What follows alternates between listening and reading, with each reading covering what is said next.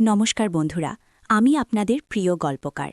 আজ আপনাদের জন্য নিয়ে এসেছি এক অসাধারণ, গভীর আবেগময় এবং রোমাঞ্চকর এক গল্প। এই গল্পটি এক নাম প্রকাশে অনিচ্ছুক ফলোয়ার পাঠিয়েছেন। গল্পের শুরুতেই আপনাদের বলি, এই ধরনের গল্প আপনাদের মন ছুঁয়ে যাবে, আপনাদের মনে এক অন্যরকম অনুভূতির ঢেউ তুলবে। অনুরোধ রইল, পুরো গল্পটি মন দিয়ে শুনবেন। আর হ্যাঁ, গল্পের কোনো এক ফাঁকে আমি আমার ব্যক্তিগত ইমো নাম্বারটি দেব, তাই নাম্বারটি পেতে হলে পুরো গল্পটি মনোযোগ দিয়ে শুনতে হবে। গল্পের নাম তালাকপ্রাপ্ত ননদের প্রাক্তন বরের বন্ধু। ননদের ডিভোর্সের পর তার প্রাক্তন বরের বন্ধুর প্রতি ভাবির নীরব নজর, পুরনো সম্পর্কের রেশ ধরে আসা নতুন চাওয়া। সুদেষ্ণা এক মধ্যবিত্ত বাঙালি পরিবারের লক্ষ্মী প্রতিমা। বছর ৩৫-এর এই গৃহবধূটির জীবন ছিল শান্ত, স্নিগ্ধ আর আটপৌড়ে। স্বামী অরিন্দম এক নামকরা বেসরকারি প্রতিষ্ঠানে উচ্চপদস্থ কর্মকর্তা। তাদের দাম্পত্য জীবন বেশ সুখেই কাটছিল, অন্তত বাইরের লোকের তাই মনে হতো। সুদেষ্ণার ছিল এক ননদ, রঞ্জনা, রূপবতী, উচ্চশিক্ষিত এবং স্বাধীনচেতা। রঞ্জনা বছর ৫ আগে বিয়ে করেছিল এক ধনী শিল্পপতির ছেলেকে, কিন্তু কিছুতেই সেই সম্পর্ক টিকল না। মাত্র ২ বছরের মধ্যেই তাদের বিচ্ছেদ হয়ে যায়।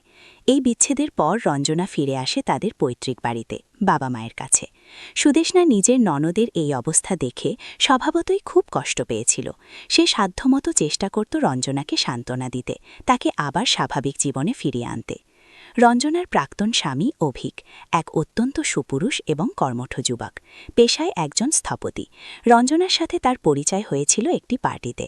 প্রথম দেখাতেই নাকি অভিক সুদেষ্ণার ননদের প্রেমে পড়ে যায়। তাদের বিয়েটাও হয়েছিল বেশ ঘটা করে, কিন্তু বিয়ের কিছুদিন পরেই তাদের মধ্যে মতবিরোধ শুরু হয়। ছোটখাটো বিষয় থেকে শুরু করে বড় বড় সিদ্ধান্ত, সবকিছুতেই তাদের মধ্যে মতের অমিল দেখা দিত। অবশেষে রঞ্জনা নিজেই এই সম্পর্ক থেকে বেরিয়ে আসার সিদ্ধান্ত নেয়।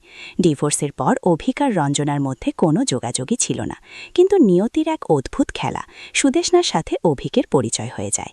একদিন অরিন্দমের অফিসের একটি অনুষ্ঠানে সুদেষ্ণার সাথে অভিকের দেখা হয়। অরিন্দম অভিককে তার অফিসের পুরনো বন্ধু হিসেবে পরিচয় করিয়ে দেয়। সুদেষ্ণা প্রথমে একটু অবাক হলেও অভিকের বিনয়ী আচরণে মুগ্ধ হয়। অভিকও সুদেষ্ণার শান্ত, স্নিগ্ধ রূপে আকৃষ্ট হয়। তাদের মধ্যে কিছু সাধারণ কুশল বিনিময় হয়। অভিক সুদেষ্ণার কাছে রঞ্জনার খোঁজ নেয়। সুদেষ্ণা তাকে জানায় যে রঞ্জনা এখন তাদের সঙ্গেই থাকছে এবং সুস্থ আছে। এরপর থেকে প্রায়শই অভিকের সাথে সুদেষ্ণার দেখা হতে লাগল, কখনো অরিন্দমের সাথে, কখনো বা অরিন্দমের অনুপস্থিতিতে। অভিক মাঝে মাঝে সুদেষ্ণাদের বাড়িতে আসত রঞ্জনার সাথে দেখা করতে। সেই সময় সুদেষ্ণার সাথে তার আলাপচারিতা আরও বাড়ত। অভিক ছিল একজন বুদ্ধিমান এবং সংবেদনশীল মানুষ।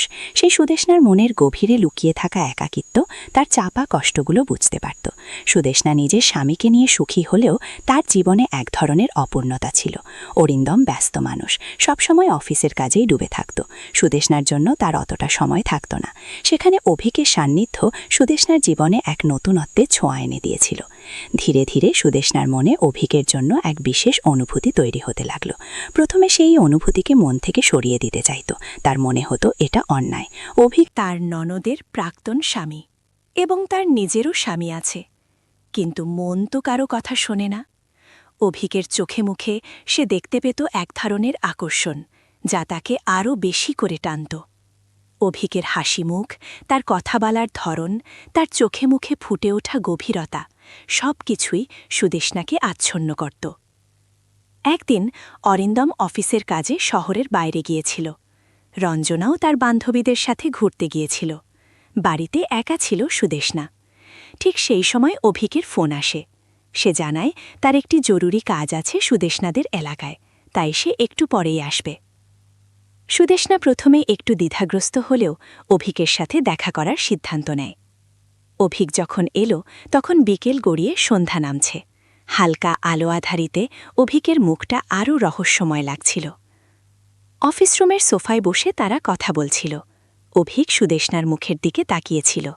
তার চোখের ভাষায় ছিল অনেক না বলা কথা। সুদেষ্ণা বুঝতে পারছিল অভিকও তাকে পছন্দ করে, কিন্তু এই নিষিদ্ধ প্রেম তাকে ভয়ও দেখাচ্ছিল। সে জানত এই পথে পা বাড়ালে সব কিছু ভেঙে চুরমার হয়ে যাবে, কিন্তু তার মন যেন মানছিল না। অভিকের সান্নিধ্য তাকে এক অন্য জগতে নিয়ে যাচ্ছিল, যেখানে সব ভয়, সব দ্বিধা তুচ্ছ মনে হচ্ছিল। অভিক হঠাৎ সুদেষ্ণার হাত ধরল। সুদেষ্ণা চমকে উঠল। তার বুকের ভেতরটা ধুকফুক করতে লাগল। অভিকের হাতের স্পর্শে এক বিদ্যুতের শিহরণ বয়ে গেল। অভিক ফিসফিস করে বলল, সুদেষ্ণা, আমি জানি এটা ঠিক নয়, কিন্তু আমি নিজেকে আটকাতে পারছি না। তোমাকে ভালোবেসে ফেলেছি। সুদেষ্ণার চোখে জল এসে গিয়েছিল। সে কিছু বলতে পারছিল না। তার সমস্ত শরীর কাঁপছিল। অভিক তার দিকে আরও এগিয়ে এলো। তাদের নিঃশ্বাস একে অপরের সাথে মিশে যাচ্ছিল। বাতাসে এক তীব্র রোম্যান্টিক উত্তেজনা। সুদেষ্ণা চোখ বন্ধ করে ফেলল। সে যেন এক অতল গহ্বরে তলিয়ে যাচ্ছিল, যেখানে শুধু অভিকের সান্নিধ্য আর তার ভালোবাসাই সত্যি।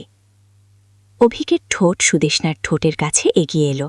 তাদের স্পর্শ হবে, এই নিষিদ্ধ পরিণতির দিকে ঠেলে দিচ্ছে নিয়তি। সুদেষ্ণাকে নিজেকে আটকাতে পারবে, নাকি সেও অভিকের ভালোবাসার অতল সাগরে ভেসে যাবে? তাদের এই গোপন টানাপোড়েন কোন দিকে মোড় নেবে? এই প্রশ্নগুলোই এখন তাদের মনে ঘুরপাক খাচ্ছে। আজ এখানেই থামছি। আপনারা কি চান এই গল্পের পরবর্তী পর্ব শুনতে? কমেন্ট করে জানান। আর হ্যাঁ, আমাদের চ্যানেলটি সাবস্ক্রাইব করতে ভুলবেন না, কারণ পরের পর্বে আমি আমার ইমো নাম্বারটি দেব।